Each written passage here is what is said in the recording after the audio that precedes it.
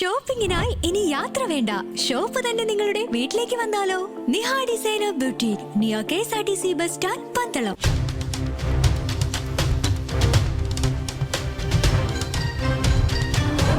നിർത്തിയിട്ടിരുന്ന സ്വകാര്യ കാറിനെ ഇടിച്ചു തെറിപ്പിച്ച സ്വകാര്യ ബസിന്റെ ചീറിപ്പായൽ. ബുധനാഴ്ച ഉച്ചയ്ക്ക് 1:30 ശേഷമാണ് മല്ലപ്പള്ളി ആനിക്കാട് റോഡിൽ മുസ്ലിം പള്ളിക്ക് സമീപം കുന്നന്താനം സ്വദേശിയുടെ കാർ ബസ് ഇടിച്ചു തകർത്തത്.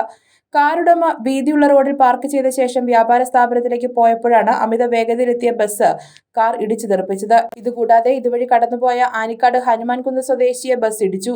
മല്ലപ്പള്ളി ബസ് സ്റ്റാൻഡിൽ ആളിനെ ഇറക്കിയ ശേഷം ആനിക്കാട് റോഡിൽ പാർക്ക് ചെയ്യാൻ പോയ ബസ്സാണ് അമിത വേഗതയിൽ വന്ന് കാർ ഇടിച്ചു തകർത്തത്. കീഴ്വായ്പൂർ പോലീസ് സ്ഥലത്തെത്തി മേൽ നടപടികൾ സ്വീകരിച്ചു.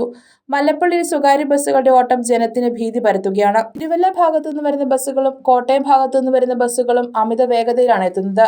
എന്നാൽ തിരികെ പോകുന്ന ബസ്സുകൾ മറ്റു വാഹനങ്ങൾക്ക് ബുദ്ധിമുട്ട് സൃഷ്ടിച്ച് ഇഴഞ്ഞാണ് പോകുന്നതും. പിന്നാലെ ഒരു സ്വകാര്യ ബസ് വരുന്നത് വരെ സ്വകാര്യ ബസ്സുകൾ ഇഴഞ്ഞു മാത്രമേ സഞ്ചരിക്കൂ. News bureau, Mallappally.